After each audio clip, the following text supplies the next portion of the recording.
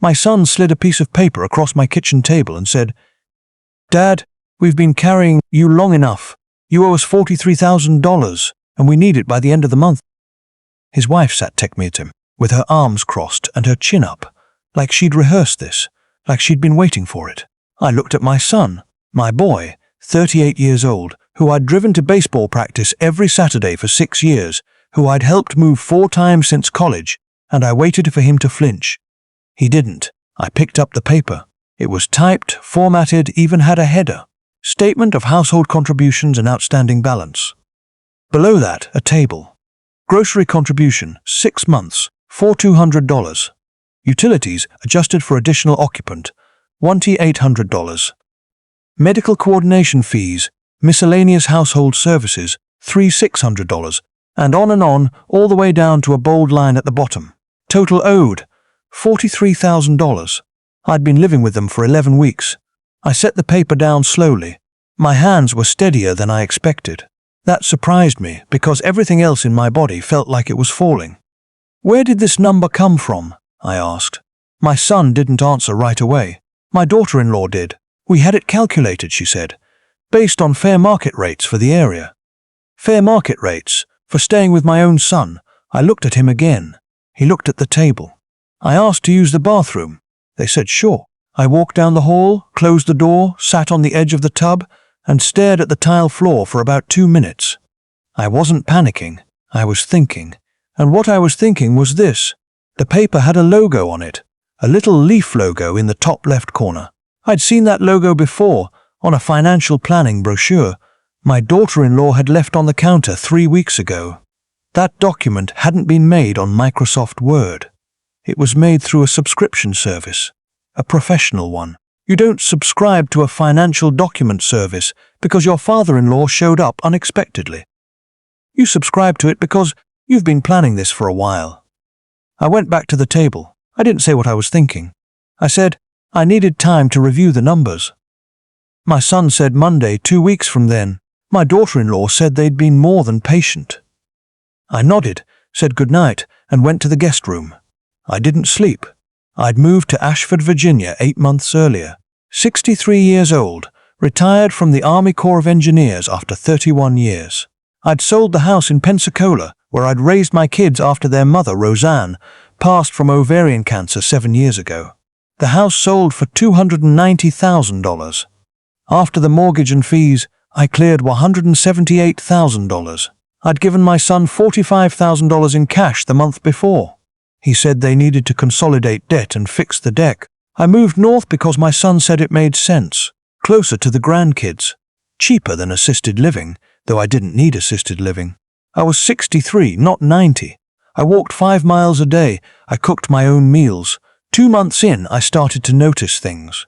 The way my daughter-in-law would leave the room when I walked in. The way financial conversations stopped the moment I appeared in the hallway. The way my son never quite looked at me during dinner anymore. I told myself I was reading into it. Old men get paranoid. I told myself that. I sat in that guest room at 2 a.m., staring at the ceiling, and I stopped telling myself that. I got up, got dressed, drove to a 24-hour diner on Route 7 called the Ironside, sat in a corner booth, ordered black coffee, and took out my phone. I pulled up my bank app and scrolled back through the last 8 months.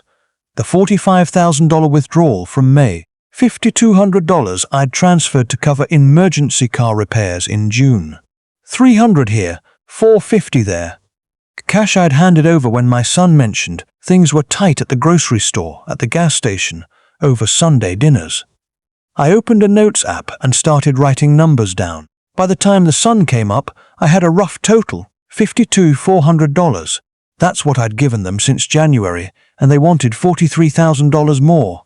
I drove back to the house just before 7. The kids were still asleep. My son was in the kitchen. He looked up when I walked in, and for a second, something crossed his face. Not guilt exactly. More like the look of a man who knows he's holding a bad hand and is trying to figure out if you know too. I poured a cup of coffee and said, "I'm going to need a few days." He said okay. I called my old friend Harold the next morning. Not Harold the person, that's what I called him. His real name was Harold Kimura, 67, retired federal judge from Alexandria. We'd met at a community planning board in 2019 before I moved back south. He was sharp, methodical, and he didn't waste words. He answered on the second ring. I told him what happened, the paper, the $43,000, the logo on the document. He didn't say anything for a moment. Then he said, "When was that document created?" I said I didn't know. I'd only seen a printed copy. He said, "Find out. Printed documents from those services. And I know which one that logo belongs to. They embed metadata in the digital file. When it was created, when it was last edited. If you can get the original file, we can see exactly when they started building that thing." I said I didn't have access to their computer.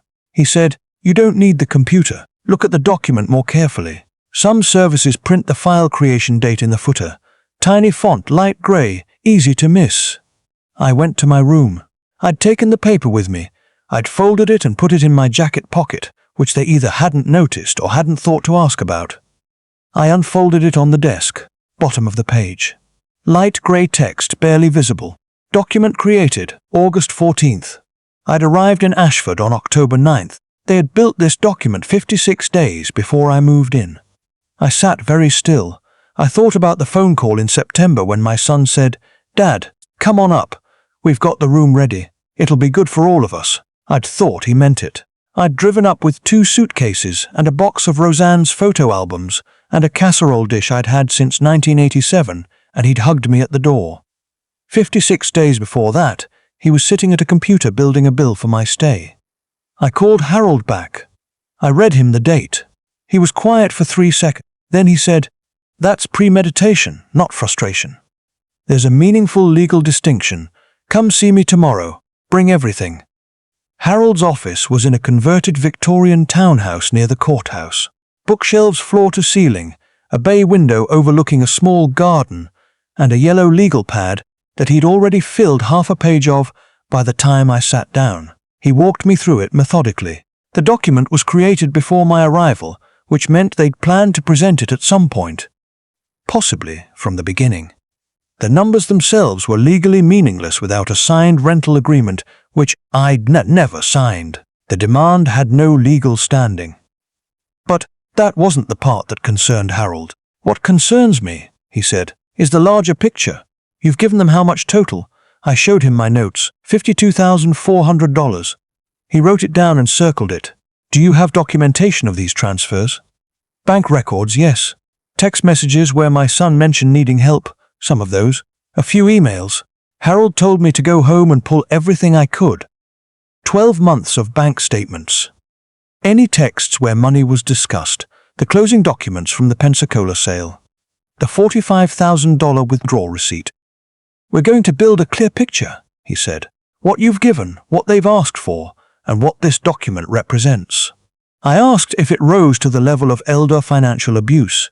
He looked at me steadily. "You're 63. Under Virginia statute, the threshold is 60. So yes, depending on what the evidence shows, we could be talking about a Class 6 felony. But let's build the case before we make any decisions about what to do with it." He also said something else. He leaned back in his chair and said, "Before we go any further, does your daughter know about this?" "My daughter. Her name is Wren. 40 years old, lives in Knoxville, Tennessee, teaches high school history.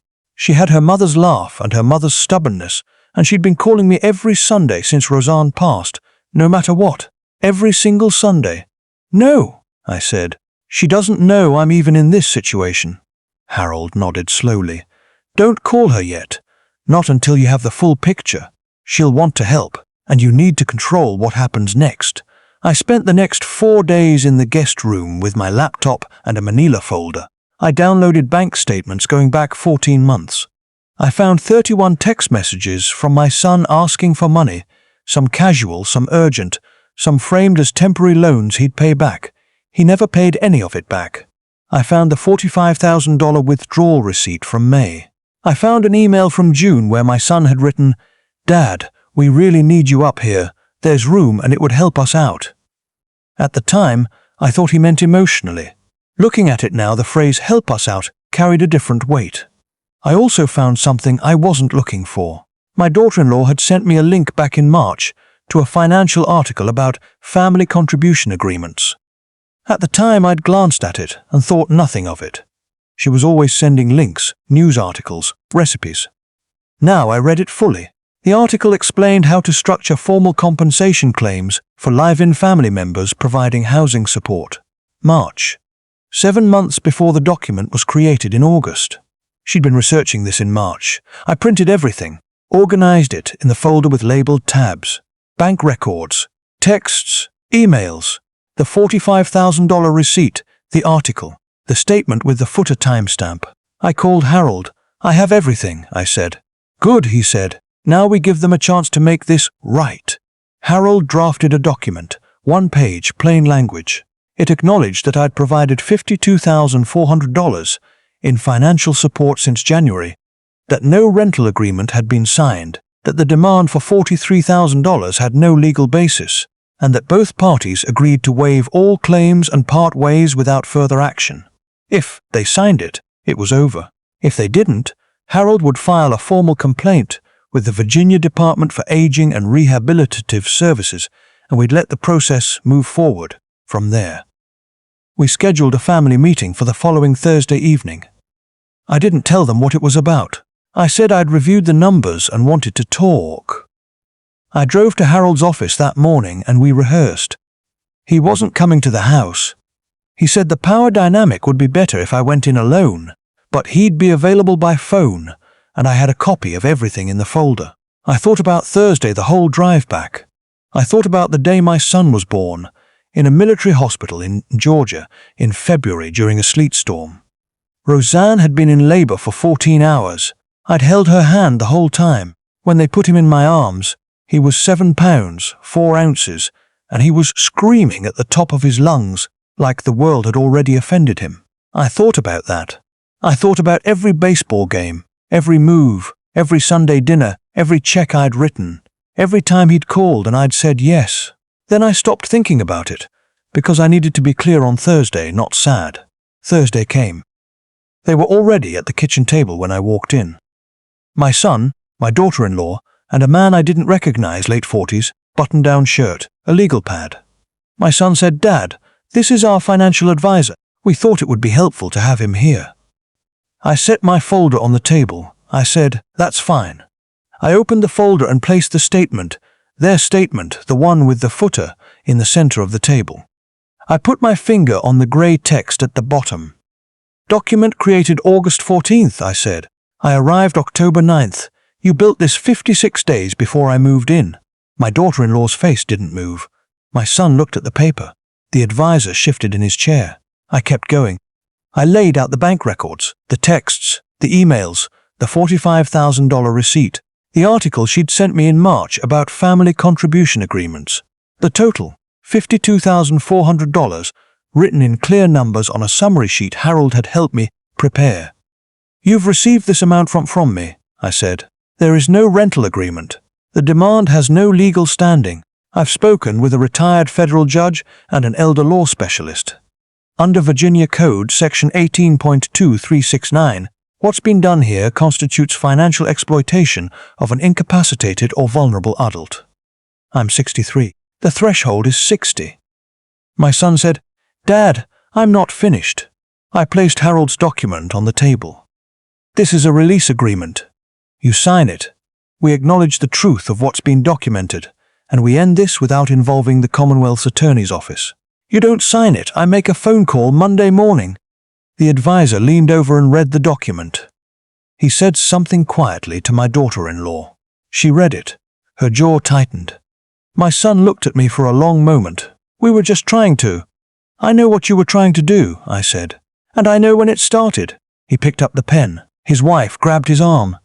She looked at him and said, "Don't." He looked at her, then he looked at me. Something passed across his face. Shame, maybe, or something adjacent to it. He said, "Bethany, stop." She sat back. After a moment she signed too. The advisor didn't sign anything. He closed his legal pad and left without saying a word. I drove back to Harold's. I called him from the car and read him the update. He said, "Good. Now get your things and get out of there tonight." I did. I loaded the car in 45 minutes, 2 suitcases and the box of Roseanne's photos and the casserole dish. My son came to the doorway of the guest room while I was packing the last bag. He stood there for a moment. He said, "I didn't want it to go this way." I zipped the bag and picked it up. I said, "You started planning it in August." I drove to an extended stay hotel off I-66 and checked in with cash for 2 weeks. Room 108. Small, clean, smelled like industrial soap. I sat on the edge of the bed at 11:30 p.m. and called Ren. She answered before the second ring. She always did. I told her everything. I kept my voice even. Halfway through, she stopped me and said, "Dad, are you okay? Right now, are you okay?" I said I was. She said, "I'm coming Friday." I told her she didn't have to. She said, "I know I don't have to. I'm coming Friday." She came Friday. We sat at a diner booth for 3 hours, and I showed her everything in the folder. She read every page, every text message, every number. She didn't say much while she read. When she was done, she closed the folder and put her hands flat on the table and stared out the window for a while. Then she said, "Mom would have seen this coming." I said, "Yeah, she would have." Ren asked if she could make some calls. She'd taught with a woman who'd gone back to school for elder law. She wanted to have someone look at the signed agreement, make sure it was airtight. I said yes. The lawyer's name was Cecily. Ren's friend, mid-40s, ran a small practice in Richmond. She reviewed the agreement over the weekend and called me Monday morning. "It's solid," she said. "The timeline you documented, the August creation date, the March email, that creates a paper trail that would hold up. I'd add one thing. Make sure you document your own financial state, account balances, pension information, proof of competency. If they ever try to claim you were confused or coerced into something, you want a clear record that you were operating from a position of full awareness." I asked what she meant by competency documentation. She said, "A letter from your primary care physician, a brief cognitive screening, not because there's any question, but because if this ever goes further, you want to be bulletproof." I called my doctor in Pensacola. He faxed a letter within the week. Clean bill of health, fully oriented, no cognitive concerns. I had it notarized and added it to the folder. 2 weeks passed. I found an apartment in Falls Church, a 1-bedroom on the 3rd floor with a parking spot and a walking trail behind the building. $4,400 a month. I signed a 12-month lease and moved in with the furniture I'd put in storage before coming to Ashford. It was the first time in 8 months I'd slept in my own bed. My son didn't call. His wife didn't call. I didn't call them either. Ren called every Sunday, same as always. Then, on a Tuesday morning in early December, my phone rang. Number I didn't recognize. I picked it up. It was my daughter-in-law. She didn't say hello. She said, "You've destroyed this family." I said, "Good morning." She said my son had lost his job. She said the financial advisor they'd hired had mismanaged a business account. She said they were 3 months behind on the mortgage, and the bank had sent a notice.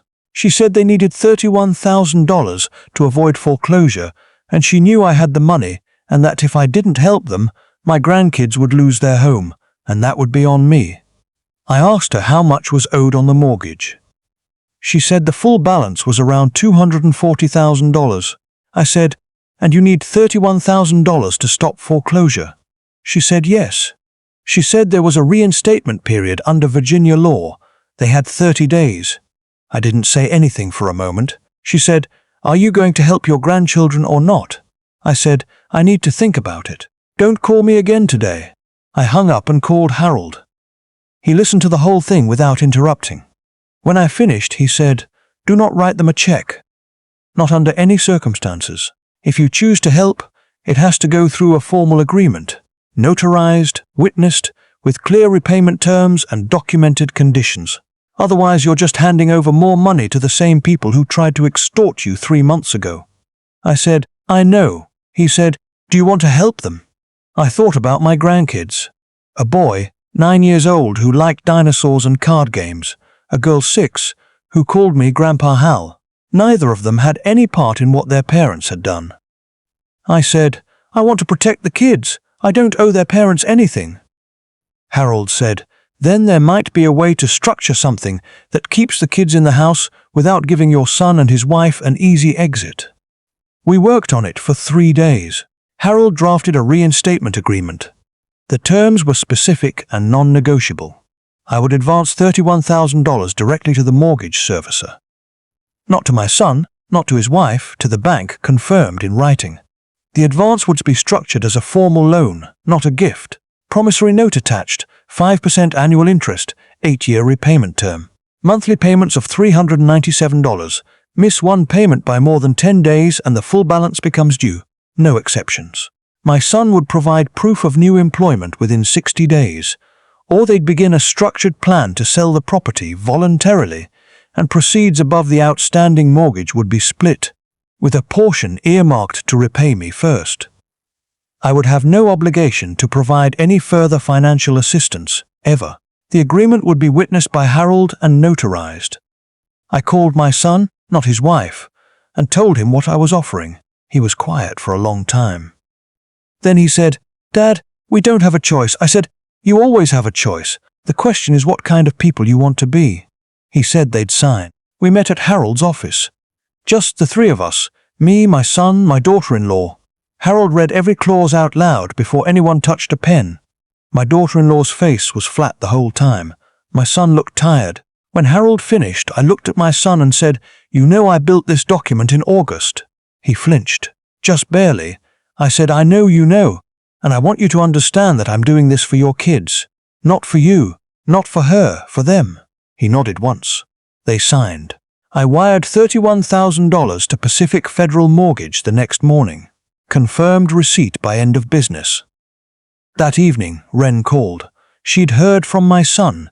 He'd called her to tell her what happened, how the foreclosure had been stopped. She was quiet for a moment after I explained the agreement. Then she said, "Dad, can I ask you something?" I said yes. She said, "Do you think he'll pay it back?" I thought about the promissory note.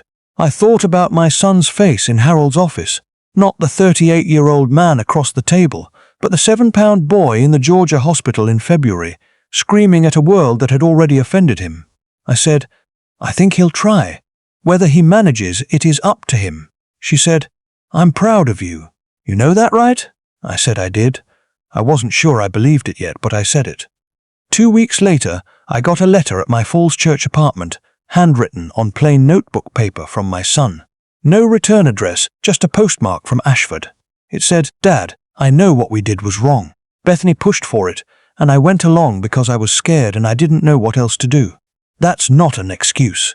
I knew it was wrong when I slid that paper across the table. I'm sorry. I don't expect you to forgive me. I just needed you to know I'm sorry." I read it twice, folded it, put it in the desk drawer next to the folder. I didn't write back. Not yet. Maybe someday. Maybe not. That was my choice to make. And I was learning, finally, at 63 years old, how to hold on to that. Spring came slow that year. The walking trail behind my building ran along a creek, and by April the whole thing was green, in a way that Virginia does better than anywhere else I've lived. I walked it every morning, sometimes twice. My doctor called my blood work excellent. I volunteered 2 mornings a week at a Veterans Resource Center near the courthouse, helping guys navigate benefits paperwork. It turned out 31 years of Army bureaucracy had given me a useful skill set. Harold and I had lunch every few weeks. He'd started referring clients to Cecily, elder law cases, and she'd mentioned my situation once to a family who was going through something similar. They asked if they could talk to me. I said yes. It was a woman about my age, 61, a retired nurse. Her son had taken power of attorney under false pretenses and moved $80,000 out of her account over 18 months. She was scared and embarrassed and didn't know where to start. I sat with her for 2 hours at the same diner on Route 7. I showed her how to organize the bank records. I gave her Cecily's number. I told her she hadn't done anything wrong by trusting her son. I told her the hardest part wasn't gathering the evidence. It was accepting that the person who hurt you was someone you loved. She cried a little. I waited. Then she straightened up and said, "Okay, what do I do first?" That was the moment I stopped feeling like a man things had happened to and started feeling like a man who knew how to move forward. My son made his first monthly payment in April. 397 untals, wire transfer. He made it 3 days early. I didn't call him. I just noted it in a small ledger, I kept in the desk drawer next to his letter. Ren came up in May. We cooked dinner in my apartment, her mother's pot roast recipe, and she brought a bottle of wine. And we sat at the kitchen table and talked for 4 hours about everything. Roseanne, the years in Pensacola, what we both wanted for the next chapter. She said, "You seem like yourself again." I said, "I think I am." She held up her wine glass. "To you knowing how to say no?" I held up mine. Outside the creek was running. The air smelled like cut grass and early summer. And for the first time in a long time, the quiet in that apartment didn't feel like loneliness. It felt like peace.